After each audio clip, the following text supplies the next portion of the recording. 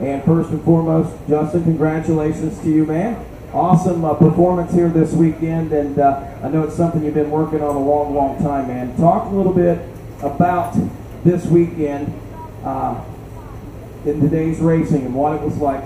Take us through a couple of highlights of today's motos, and then what it was like to have yourself in position to do what you did today and take your first ever overall win.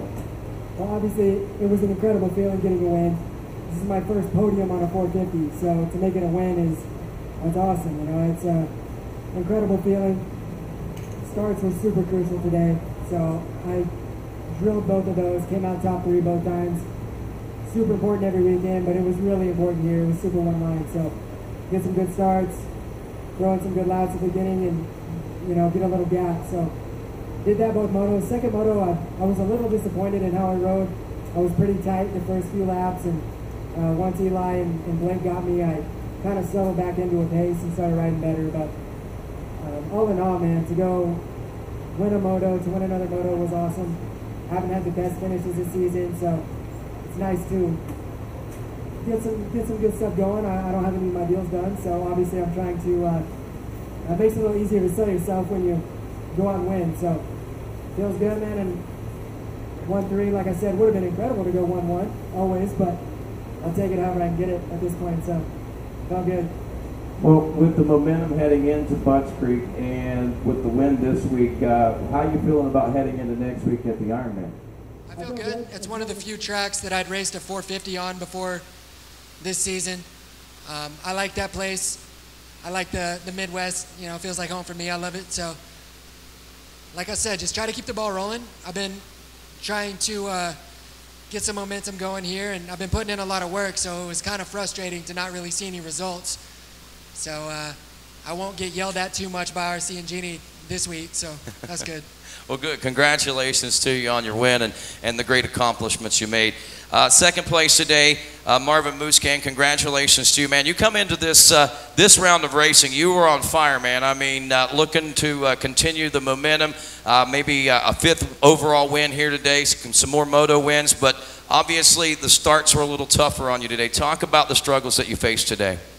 Yeah, exactly. I mean, everybody wished they get good starts, especially today. Like Justin said, it was pretty much one line, and especially there's a lot of off campers here, and you kind of have to follow the guy in front of you. So yeah, you've seen 2 different motos today from pretty much all of us, especially Eli and me. Just that first moto, I was able to get away and get into second, but the second moto I was far back, and Eli kind of did the opposite, and in the first and second moto. So, it showed that the track was really tough, and the competition was tough today. It's I tried really hard to catch Justin in the first moto, and I was pretty close to him at the end, but I couldn't make it happen, and that was I gave a lot of effort on that moto just to come back, and maybe I paid off a little bit in the second moto, but anyway, just the start killed me, and I was far back, and your battle was guys, and especially I was battling with Cooper Webb, and we were going at it together, and I lost a lot of time, just got a really bad rhythm and bad lines, and I lost a lot of time right there, and unfortunately, I came back to 4th place, and that's not what I wanted, but it's that was a tough day, and not a great day, but still got second overall, which is awesome. Yes, it is. And looking back, I mean, a few races ago, an idea of winning the championship was kind of far-fetched. Heading into this round of the weekend, you were within 31 points. You're still, I think, somewhere in the neighborhood of like 30 points. What does next week's race, I mean, I know you know what you need to do, but what's your mindset over the course of next week heading into the Ironman yourself? I mean, are you thinking a championship's looming a possibility, or are you just thinking just go out and do what I do? Well, it's been a few weeks that I'm just just telling myself I have nothing to lose, and just, go out there and do your best, and that's all I can do right now. Especially last weekend in the mud, I have nothing to lose, and I was able to get up front and win. So, it's a couple weeks ago, and we were maybe close to 70 points down, so it's not like it was impossible, but you know, it's hard when you see so much points like that in the championship. But yeah, right now we're getting close and we're just getting good results. That's all I can do right now, and you know, try to win races and be happy with that, and see what happens next weekend. You know, I just talked to Frankie, and you know, when you look back at this year and for a second year on the 450 and winning, you know, main events on the 450, winning overalls in the 450. You know, the goal was at least to get one, and we got 4 overalls this year. So it's been a great year. So it's a tough sport for sure, you know, mentally, physically, but nothing you could do. Just give your best, and we'll see at the end of next weekend. All righty, man. Congratulations, and good luck to you next weekend as well. Eli Tomac, 3rd place overall here today, man. An amazing turnaround in Moto2 today. It seemed like, and I think I heard you mention it on the podium, something going on there for like 3 straight motos for you, but things turned around and clicked for you there in that second moto today, and you've got the ball back rolling, and the championship seems to be a little more secure now, it looks like, huh? Well, it's one thing's for sure, it's never over till it's over, and man, I don't know, I was starting to lose my mind a little bit there. You know, those 3 motos before the second one today were pretty disappointing and disheartening. You start going into protection mode and it doesn't work. And found that out a lot at Unadilla. Was really uncomfortable there, and then even the first moto today, it's just like, you know, we were better here today all day, but it was tough conditions to make moves. No excuses though.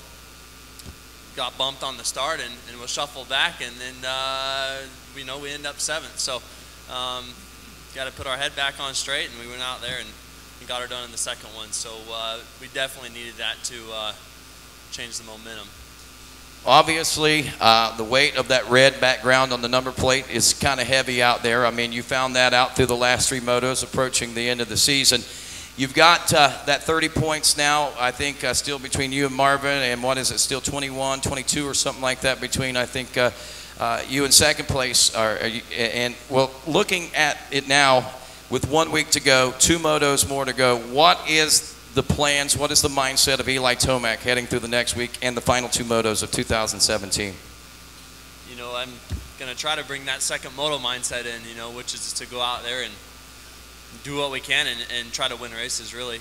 At the same time, not do anything stupid. So, but going into full protection mode never works. So, I mean, we do have a pretty good cushion, but no backing down next week. Right on. All right, on. And good answers. And, of course, with that, I'm going to open the floor up. Is there anyone that's got questions that they would like to ask any one of these 3 riders? Eli, you talked about the difference between protection mode and kind of full race mode. Are you a guy that's just more comfortable going wide open, you know, the style you know how? I mean, I don't know. I don't think the conditions of the track really helped my situation. You know, like when you're racing in the mud, as we did last week in Unadilla, it's easy to go into like extra protection mode because you don't want to slide out or make that huge mistake. So, I don't know. That's a situation where you have to just be. It's something I'll learn from, and you know, hopefully we can get this thing done next week. Talk about Unadilla a little bit. We didn't get to talk to you after the race last week. Judging from the front of your helmet, it looked like you got pretty well filled in at one point. Roost and mud and everything else. Yeah, I mean, everyone struggled with vision, you know, unless you hole shotted. But yeah, that was just one to forget. Justin, talking, you know, unfortunately we're looking at the end of the team for this year, but it looks like everyone's still focused on trying to put in the best results that they can over there. Yeah, everyone's still focused on, you know, getting results and ending this thing out strong. It's an incredible group of guys. I've grown to really, really love those dudes.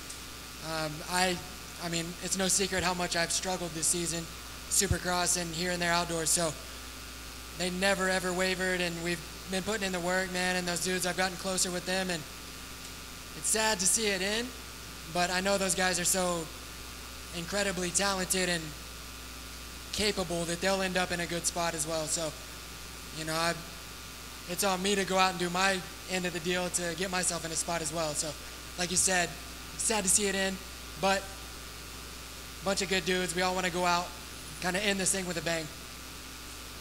Justin, you talked about it a minute ago that you don't have 18 deals lined up. Like, how important are these results now going into negotiations, and was that on your mind coming into these last couple rounds? Honestly, it really isn't on my mind. In years past, I've let it kind of bug me a little too much. This season, I've kind of just completely changed my entire life, so there's not really much no stone unturned, honestly. So there's not much I could do differently that I would change at this point. I have zero regrets. So however it works out, it works out. You know, I have faith that it'll all be good. And I think you've talked about this a little bit, but just kind of explain what the move to Carmichael's has meant to your program.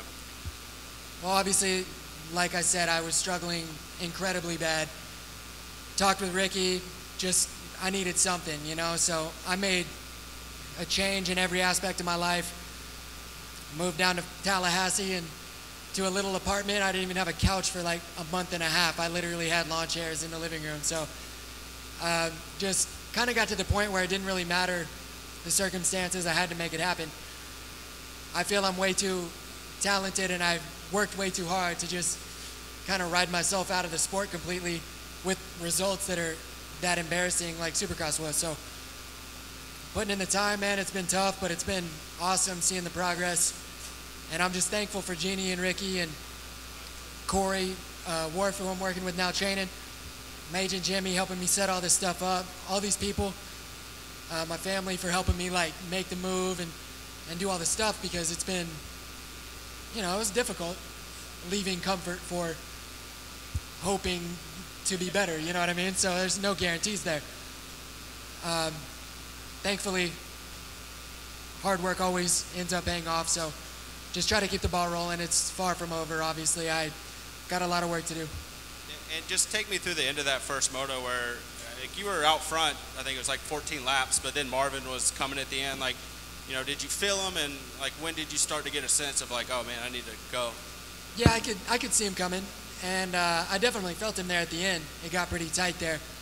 I struggled so bad with lappers. I know we all did, but when the track's a little more one-lined, it makes it so difficult to get around a lot of those guys. So no excuses. We all got to go with the same stuff. We all got to pass the same guys. So he was riding really good, coming at the end, and I'm glad I was able to pick it up there at the end and hold on to it. And for Eli, you mentioned going into protection mode. Like, how hard is it to get out of that mode and just kind of return to normal riding? Well, you know, it's tough to really say. I mean, you know, even though it was, you know, like those two motos at Unadilla where I just felt like a brick really out there and riding tight and not doing the right things. So, you know, this morning I felt a lot better, and once I got that 7th in that first moto, I was like, really, what's going on now? So, I don't know. At least I don't know, we're able to find a way out of it, and like I said, we'll try to learn from it and just carry on. Marvin, can you talk about the start in the second moto? I think you even mentioned it on the broadcast, like you and Cooper came together or something happened. Can you just mention what happened? No. I just messed up the start. It just you know, didn't get a good start. It's just after you know, in this first, second, and third lap, we just battling pretty hard with, you know, guys, and but you know, it was definitely a tough moto. You know, just being in that position where it's hard to get around those guys, and you want to get going, and a track like today was just really difficult, and so that's why I just need, you know, to be in a better position, like a little bit more like first moto.